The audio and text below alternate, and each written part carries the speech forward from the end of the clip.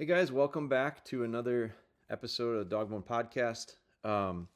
This one is, I'm going to let you in on something, I guess, in this podcast episode. It's something that I don't necessarily think we keep it as a secret or have kept it as a secret. In fact, we really haven't, but I haven't been real open about it. I haven't been haven't been talking about it a lot outside of the folks that I know and kind of inside my inner circle. But um, I'm on maternity watch right now, and we have Cali, Callie's a dog that I trained a couple years ago. She's 4 right now, and she she's this yellow female, and we did a series on her. We did a series called Cali Keep On. I wrote a column for Gun Dog Magazine about her. Very, very nice dog. Really well bred. Just a If you wanted to define what I'm looking for in dogs, she ticks a lot of the boxes. So she belongs to a friend of ours who's been a client, and I've trained I think 4 dogs for her. This will be the 5th one if we end up training a puppy from her for him. She has a pedigree that, if you look at it, it's a lot of the dogs that I really like. They go back to some pretty foundational dogs that over the years now we've bred to those lines. We have dogs out of some of those lines, bought some dogs out of those lines.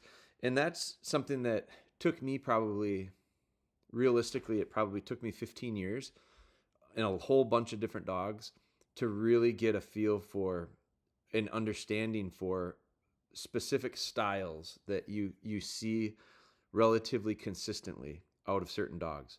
And so for a lot of people that isn't going to matter. Like I don't think that every person who gets a dog needs to know to that degree, that deep, that many generations back kind of thing.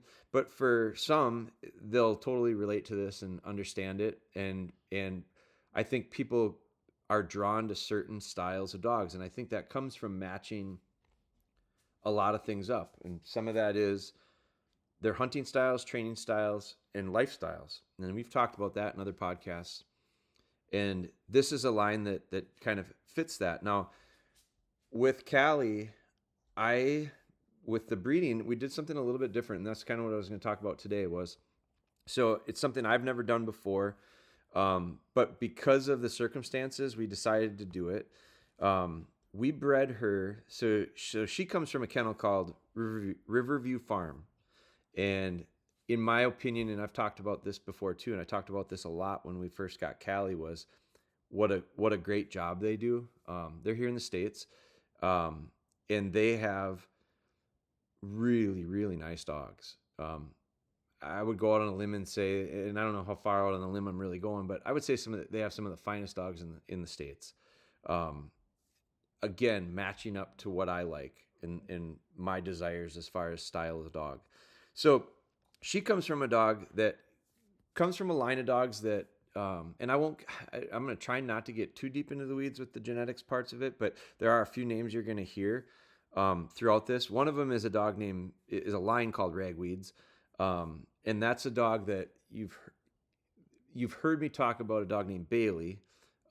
Bailey's going to come up in this conversation as well, because we've done some breeding to frozen straws of Bailey. We bred our Ellie to Bailey. We bred our Spry to Bailey, and had puppies out of them, and really like them. We'll talk about that a little bit more. I have Bella. Bella was a dog that belonged to a client. We just bred Bella. I'm training a couple of her puppies right now, and we've trained a bunch of them. And out of the 9 puppies that we had, most of them were either trained by myself or the guy I partnered with on the litter, Noah Parson, and he had the sire to that dog, which is out of a Bailey's line. So again, I'm trying not to get too deep into the dog lines here, but Bella was a Bailey puppy. She's a Bailey daughter.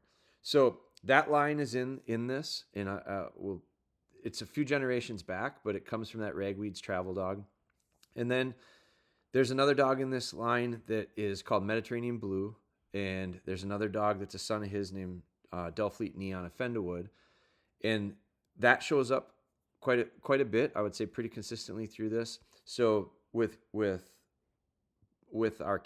Cali, I decided a while back, and I was talking with Noah about it, and Noah had some experience. So one of the things that's really challenging for me when it comes to breeding dogs or making decisions when it comes to breeding dogs is the fact that a lot of them I don't know. I don't know them personally. Now you can see them on paper, and there's value in that, and it's important. But even that way, just knowing that they came out of specific litter, I've come to know it more and more, and most people will agree, I think, at the idea of just because they're out of a specific litter doesn't necessarily mean they're the same. And so there's a variety of puppies that come out, and there are certain ones that I would say are better for me than others out of certain litters. Now, one of our goals, and one of my goals when it comes to breeding, is to try to minimize the variation. I like consistency. I think consistency is something that's really important.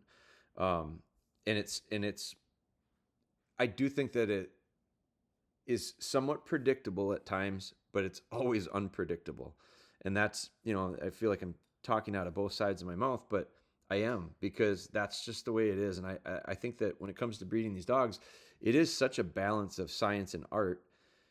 And I lean more towards the art side than the science, because I know there are ways to break it down from a science standpoint, but it never is true. It's never always true. It's never always going to be true. So when we start talking about Cali, I saw a dog on paper that I was drawn to, and it came from where I got Bailey, the Bailey breedings. Kennel, Fenderwood Kennels. It's out in England. And I saw a dog that he had. It was a yellow dog named Cash. And David Latham was trialing with that dog. He made it. I think he made it to the IGL. He didn't, not this year, but the year before. He's not a real old dog. He was born in 2019, so he's 5 years old. Gonna be 5 years old. He's 4 years old right now. And when I really liked the look of the dog. I liked what I had heard about the dog. Again, there's only so much you can put into what you hear, because it all depends on who you hear it from, and there's things that get lost in translation. But what I really was sold on was when I talked with Noah about that dog. He sent me some pictures right away, and I said, "Where'd you get these?" And he said, "Well, I spent some time with them." So Noah knew him. Noah knew his brothers. Noah sent me some pictures of his brothers and him. And what he told me about the dog really kind of solidified my guesses or my assumptions.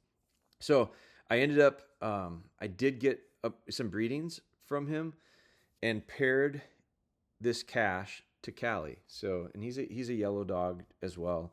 And so, and not, I don't make decisions on color when it comes to breeding at all, but there are preferences that people have. And Tom, who owns Cali, he likes yellow, and he that's all he'll ever get from me is a yellow dog, and that's fine. It's totally a preference thing.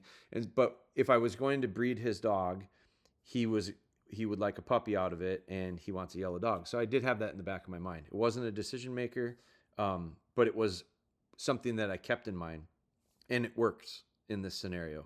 Hopefully. I say that because on paper you can say it all you want, and they could all come out black puppies, but we'll see. Now, what I did so pairing those two wasn't that hard of a decision after I talked with Noah about it and got more information about the dog Cash. And I also got some information about Cash from David. And I liked what I heard, and I liked how they laid out. And there are some similarities in these lines. Cali's lines has Mediterranean blue in it. Cali's lines has a little bit of ragweed's travel. It's back a ways. Delfleet Neon is in Cali. And so when I look back up at Cash has ragweed's travel. He's got Mediterranean blue. He doesn't have Delfleet Neon, but he's got a dog named Ale. Ale is a field trial champion that another field trial champion that David Latham had made up. There's another field trial champion on the bottom side that I don't know much about, but I did some Google searching, and I found some pretty interesting information about. It's a dog named Dunamora U coming from a dog that's Diablo of Glenlock. And that's where I dug up some information on that producing, pretty good producing historically. Now that's 4 or 5 generations back, but it's in there. So when I looked at those and I talked to Noah, it kind of confirmed. And again, this is all on hunch because I did not see the dog, but I like these. I think I like this pairing. Now, this is where it gets a little bit weird. Is when I decided to do this, we've bred frozen AI in the past. We've done it with Bailey a few times, and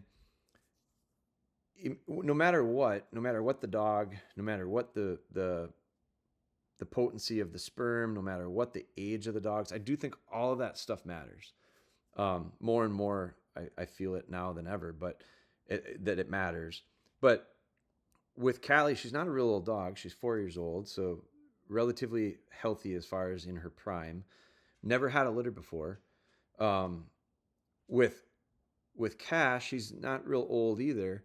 At 4 years old, and the motility, like they give you this post motility percentage, and it was pretty good. He had like a 65% post thaw motility, and which is not bad. It ended up when they actually thawed the semen to be a little bit higher. They felt like it was closer to 70%, which is pretty good actually. So when that happened, that made me feel pretty good. But all these things taken into consideration, when you buy a breeding unit, there's just not that much, not in comparison to live cover as far as volume of sperm. So when you start talking about breeding the frozen AI, your timing's got to be perfect. And so we're going through a lot of progesterone testing to try to hit the absolute perfect ovulation time in that female, because you want to maximize the opportunity for her to get pregnant. And so you're putting in a smaller amount of semen and you're putting it in at a lower percentage of survival. And it's only got a shortened window of life, basically. It's got like a 24-hour window, basically, for it to fertilize eggs. So you take all those things into consideration, and your likelihood of success with breeding drops dramatically when you try to do it this way. Now, it's not the most economical way to do it. It's not the most efficient as far as success. But for me, the reason I choose to do things, what I would say is very much the hard way when it comes to this, is because to me, that's my best opportunity to create the type of dog that I'm looking for. So it just comes down to, and I'm not saying it's right or wrong how anybody does it. In fact, maybe we're doing it wrong, just because it doesn't make a lot of sense, especially from a number standpoint. But the financial drive is just not there for me when it comes to breeding dogs. I'm really looking to try to get the best dog for myself. And so when we chose to do this, we dramatically decrease our chances of success. And I've gone through that a couple times with litters that haven't taken, with very small litters. I'll call them all success, just because we learned stuff from it. But we also had some success with some of these small litters because I got very much what I wanted. And so that's where this comes in. So I had never heard of this myself, but I talked to the few people that did it. It came at recommendation of a friend of mine, the friend who owns Cali, and because they're into some horses, some real high-end horses. And he said, you ever think about breeding like a second male to her? And I said, geez, I don't know that I could do that. So I researched it a little bit, and you certainly can do it. It's a multi-sired litter. Does get registered through the AKC. A lot more hoops you got to jump through. There's DNA testing involved. And so what we ended up doing was I looked at it. I decided, you know what? There are, and I talked with some people. We work with a veterinary clinic called Lemira. It's called Veterinary Village, and Dr. Marty Greer is a reproductive specialist, and she's really got a lot of really good information. I listened to a podcast that she did about multi-sired litters, actually, that was excellent. So I would search it out if you guys are interested in learning more about it. But they're really good at what they do when it comes to the reproductive, maybe the best in the country. And so I talked with them about this and explained to them my scenario. And in my case, I think it made sense with the idea of using frozen with this, with all this, with all the stuff that I just talked about. But then what we did was we came back, and so we had, when we bred Bailey, we had two small litters, but we had one male, and we had a male out of each litter that I trained. One of them, Blue, and we documented that, and there's a series out there on Blue, and you can see him. One of my favorites, just an excellent dog. Just turned out exactly how I like. If I could duplicate him, I would. I sold him to a very good friend of mine, with the agreement that when he turned 2, I'd be able to get him certified and have the opportunity to potentially breed to him if I found the right pairing. And so that was what we did with Blue. And then another male out of another litter, so he's a half brother to Blue, is a dog named Chief.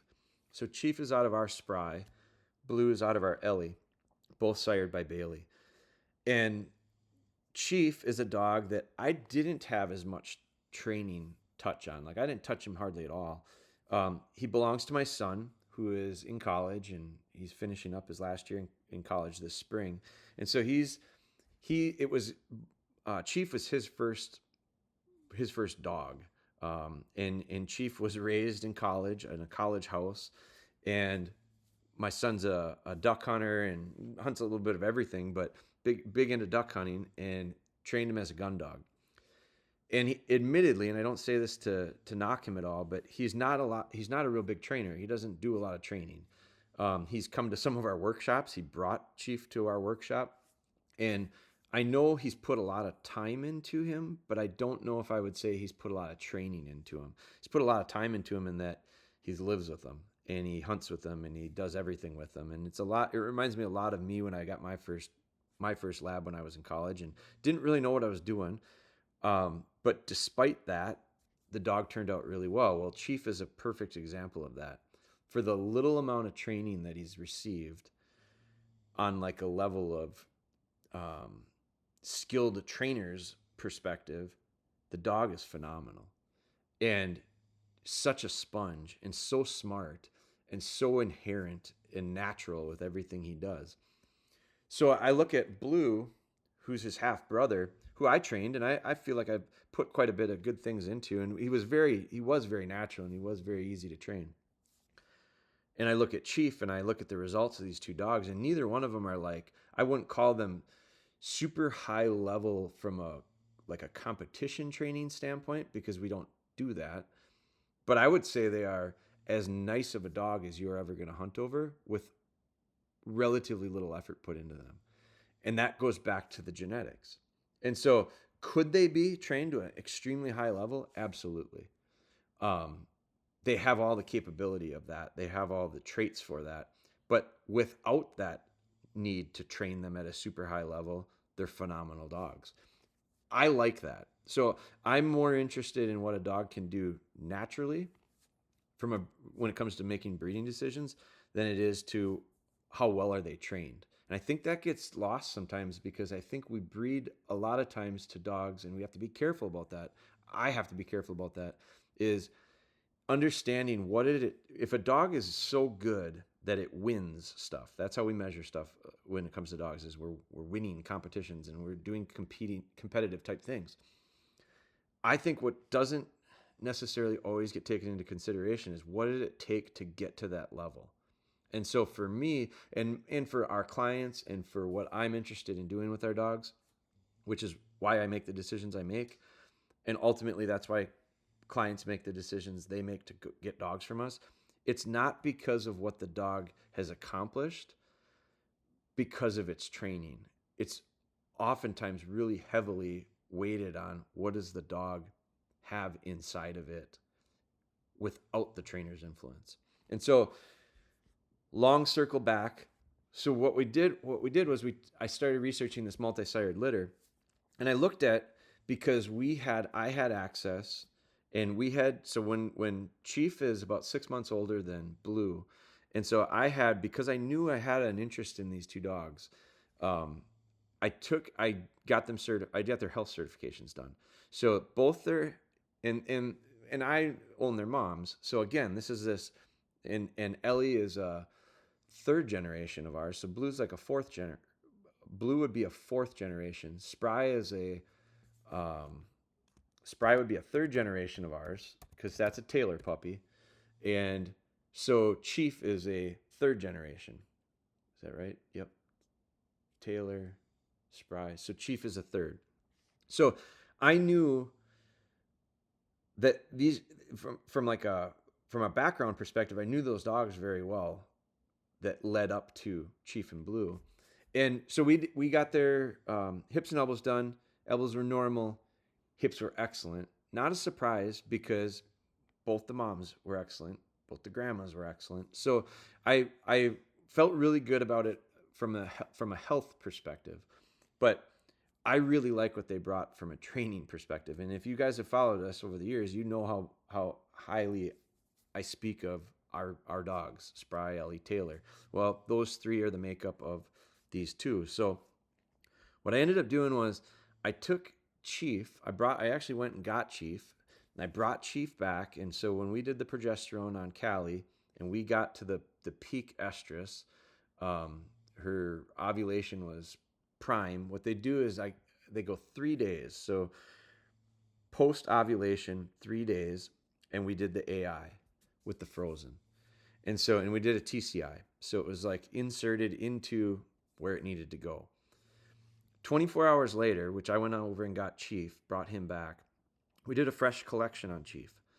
And so we collected at the clinic, and then we did a TCI. So basically collected and did the artificial back-to-back days. And what it did for us, hopefully, was the reason I did it was because I didn't want to go through all the stuff we've gone through to this point and end up putting all of our eggs necessarily into Cash's basket. I have not bred to Cash yet. I've not used his frozen before. I do have a few breedings, but this is the first one. And my thought was, if it's going to take, it'll take, because you have that 24-hour window. And this was the conversation I had with the breeding specialist was, breed to that dog at the absolute peak time.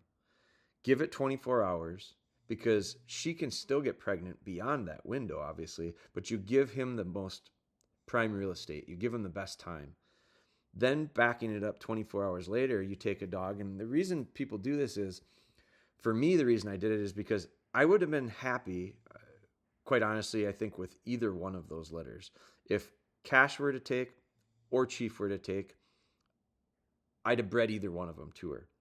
I really wanted to breed Cash to her, so I did. I decided to use Chief as a backup because they're genetically not that close. They're certainly far enough apart to be genetically tested separate. But what will end up happening is if the Cash litter didn't take, if we tried with that frozen and it didn't take, we still have a second chance to have her pregnant with Chief 24 hours later. Now, there is a chance that there could be puppies in there from both of the sires, which would be, I'm getting greedy if I start picking and choosing that way, but you can make all the wishes you want, I guess.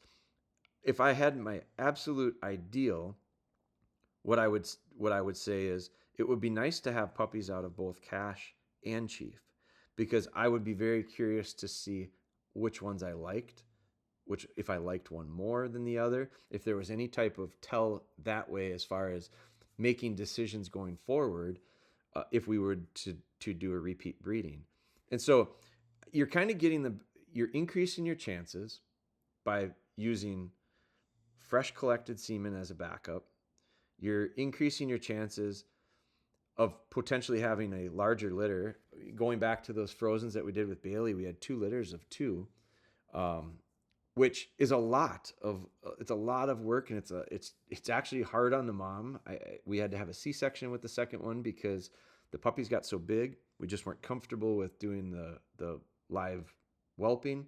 So there's a lot that goes into this decision making that after thinking about it, I thought, we're going to try it. We did. And so what we end up doing now is, so that happened. Then you cross your fingers. We found out that she was pregnant, which was real relief. we did the ultrasound, we got that. And then in the meantime, what we did was, in order to do this, you do DNA swabs. So you do DNA swabs of mom, you do a DNA swab of both dads. You send that off to the AKC to get put into their records. Then when the puppies are born, we'll take DNA swabs of each puppy and submit that to the AKC. Then they'll come back and tell us which puppies belong to which sire. Now, I've talked with a couple of people who have done this since kind of investigating it. And it's interesting because after we decided to do it, I talked to a couple of them, and I talked to two people that have done it, and both of them got puppies all from one sire. Neither one of them got a mixed litter. Now, it does happen, it can happen, but it'll be interesting to see. I'd love to see it for myself. But fast forward, we're due this week. She's actually due, I'm recording this on a Monday. She's due on a Wednesday. We were just to the vet on Friday, did the x-ray, and she does have a smaller litter. She's expected to have 5 pups. And so I look at that and I go, there was a time in my life when I was younger, I would have went, it's only 5 pups. And I probably, admittedly, thought that for a split second when I was sitting in the vet clinic. But then I thought back and I remembered we had a couple litters of 2. We had a litter that we lost of 3 prior to that. We had a litter that didn't take prior to that. Those are the last 4 litters over the last 3 or 4 years now. And so for that brief second where I felt a little bit, she only has 5, I thought, oh my God, she's got 5. How, and what I will never allow myself to do is feel that way again, because every puppy we get is so special and means so much. And healthy puppies is what my mind has changed to. So now I cross my fingers for 5 healthy puppies. And our Lillian is betting at 6. She thinks the vet was wrong. So Lillian's 5 years old. So she does know everything. And maybe she's right. Maybe there will be an extra puppy in there. That'd be great if there was. If there isn't, that's fine. But my mom actually used to have a kennel and raised golden retrievers for many, many years. She's retired now and no longer does it. But I've talked her out of retirement because I admittedly get some anxiety when it comes to this stuff. This is not my thing. The puppies are not my thing. And so I have talked my mom into coming out of retirement. She's going to give us a hand whelping the litter. I'm pretty excited about it. Lillian is very excited about it. She's 5, and I think that this is a memory that she will have doing this with me and her mom and my mom, and so we're pretty excited about it. If you're a person of prayer, I'd ask that you keep us in mind. But we are going to be expecting those pups this week. I don't know when Ben's going to go live with this. He might go live with it right before the puppies are born. But if not, it would be right after. And then I'm sure we're going to do a follow-up podcast episode because I want to share the results to this. We haven't shared any of this stuff on social media yet. And it's not because I'm trying to be secretive about it. I just don't want to jinx things, and I don't want to assume things. And I always tell people, literally, we're not counting chickens till they're hatched here, because we're not there. The puppies are going to be spoken for. I do get people to reach out and ask, do you sell puppies? I always say no, not really. Occasionally we will have puppies. Occasionally we will have puppies. We do take a list of folks that are interested. I just don't take deposits, and we don't guarantee anything because we'll never make a decision to breed because we have to get someone a puppy. It's just always has to be such a right fit for us to breed, and it has to be a right pairing. And I just don't want to allow decisions to be made when it comes to breeding dogs and having puppies that are not, the decision is made solely because I feel like it's the right breeding to do. And again, it goes back to selfishly for myself. Other people benefit, I think, from it because I certainly can't keep them all. I would if I could, but Steph will not allow that. But these puppies, I say that, and the list of folks that is much longer than 5 right now. But we don't know until these puppies are born. We don't know if they're boys or girls. We don't know what colors they're going to be. So don't, if you hear this, don't, I would say don't send a message asking for availability, because there won't be any. But if you do have an interest in a puppy and you're serious about it, I would say you could reach out to me and talk with me, because that's what I would want to do. I would want you to understand how we do it. Most of the puppies that we have are going to be trained by us or by someone I know, at least for a while. That's the way we make decisions as far as what we do in the future with some of our breedings. And a perfect example of that is the last litter that we have. We bred Bella to Boone, who is Noah's dog, and both of them are really good, really nice dogs. I've decided I'm not going to repeat that breeding. It's not, the puppies were not as consistent as I had hoped. Some of them were exactly what I wanted, and some of them are not exactly what I wanted. And when I say that, the good part about not exactly what I wanted is it's almost too much of a good thing. And part of it comes from, and I'm not going to get into this on this one, but I will maybe another day, is some of the stuff we do from a decision standpoint when it comes to breeding within the line. And so maybe we'll get into it a little bit, but so everything I do is, I would say there's line breeding involved with it. And the reason is because I have felt over the years, the best dogs I've come across, they always are line bred to some degree. And the reason I think that is because they're really strong in certain traits. And that's what I'm looking for when I do breed, and that's what I'm looking for when I look to buy a dog. Really, really predictable with certain traits. And I think you can accomplish that with good line breeding. I think the risk that comes in is that because of what line breeding can do with emphasizing traits, I think you have to be extremely careful, because if there are any holes in the dog in particular that stand out, that we'll call it an undesirable. If there's anything undesirable with that dog from a genetic standpoint, if you line breed with it, the likelihood of emphasizing the undesirable is just as good as the desirable. And that's something that can get a little risky, because now you can create strengthened traits in the wrong direction. So it's really hard.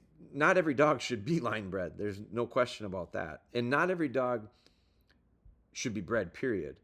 But some dogs, and this is where the art can come in, can have holes. They all have holes. That's the thing, is my dogs all have little things that I could pick apart with them. But for the most part, if a dog is something that I would like to breed to, it doesn't have much for holes. And if it does have a hole, it's not something that is let's say a deal breaker for one reason or another. And that, again, that's where the art, I think, really comes into this. But I look at with the litter that we did with Bella and Boone, we got really emphasized traits with some of them. And that trait that is too much for me, because it's not a negative, it's not an undesirable trait to me. It's just, it's too much of a desirable trait. And that is, and you've heard me talk about it with this puppy Rain that I'm training right now. She is so calm and so relaxed, and so she's so I use the word soft as a very desirable thing. She's that. They're all that. They all were that. She's sensitive.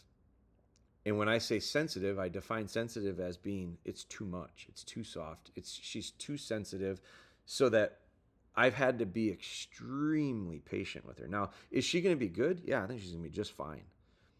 But what the difference between, let's say, her and her sister Millie, who Millie was really what I like in a dog. There was another one that I trained named Cece. Cece was really what I like in a dog. I call them a little more ambitious. Like you you could put a little more on their plate, and they handled it pretty well. And they were also very soft, did not take much pressure, they just had really natural traits that I liked. And Rain has those as well. But with Rain, I'm doing stuff at 12 months that I was doing with her sister at 8 or 9 months. And I look at that and I remind myself, and I hear myself say that, and I go, "You idiot! It's only 3 or 4 months." Yeah, that's true. I had to be more patient with this dog. The reason but Rain was not the only one. Rain's has a brother. 2 brothers were very similar to that. And so now I keep in touch with all of these puppies, and I know the traits and I know the things that all these puppies are. And of the 9, I'd say four of them were on the side of like, they were just a little more sensitive than what I would want. And so where did they get that from? That's what I have to look at. Well, their dad is a much more abrasive. He takes a lot more pressure. Their mom took a lot more pressure, Bella. Bella and Boone are what I like. When you combine the 2 of them, we got a little bit too much of what I like, to the point where now I don't like that. So if that makes sense, 5 out of the 9, I would say that's what we want. 4 out of the 9, a little too much. So what do I say? We're not going to breed that. I'm not. So I decided, I've got another dog that I found. This is where the value of seeing the actual dogs comes into play. This last year, I was with a friend of mine, who has a dog that was imported. I spent 3 or 4 days with him, and he reminded me so much of Bella and Boone, like mannerism, disposition, full of hunt, great style, a little different looking, little shorter nosed, little square faced, which I like. Nice looking dog, but just slightly different.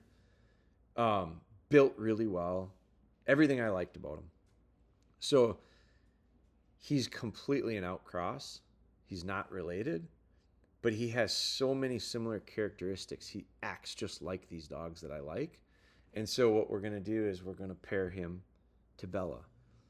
And that will be hopefully, because I saw that dog, that's what gave me the confidence. If I had just seen it on paper, I don't know that I would have been that crazy about it, because I don't know those dogs in that pedigree. Well, that's the downside of it, is I don't necessarily know those dogs in the pedigree. So you go back beyond him, I don't know much about them. They're in Ireland. But because I saw him, that's what gives me the confidence in, let's try that. So a little bit of a side note there on some, but it gives you an insight of what I'm thinking about when I'm trying to make decisions as far as direction to go with the breeding. And again, this really isn't part of the business. And so the decisions that are made with this are very different. And so I'm not saying that anything that how other people do it is right or wrong. It's just how we do it and what our thought process is behind it. But all that being said, I've got a whelping box set up in our mudroom. Cali is in it. Her temperature is good. We're waiting for it to drop here in the next day or 2, and then we will hopefully bring in a bunch of healthy puppies. But I'll share that with you guys as we go. I appreciate you listening. I always appreciate the support with this podcast. This one's a little bit different. So I maybe apologize for that if you don't like this type of podcast. If you're more into the training questions, I have a bunch of those too to get to. So thank you guys for your support. Please do me a favor, if you would, wherever you listen to the podcast, if you could leave us a rating. What that does for us is it really helps us be able to get in front of more people that are looking for this type of podcast. And so ultimately that's our goal with the podcast, is help as many people as we can with their dogs. So appreciate your support. Thanks for listening, and we'll continue to record. And I look forward to hopefully recording a follow-up on this one. I think it's going to be pretty exciting.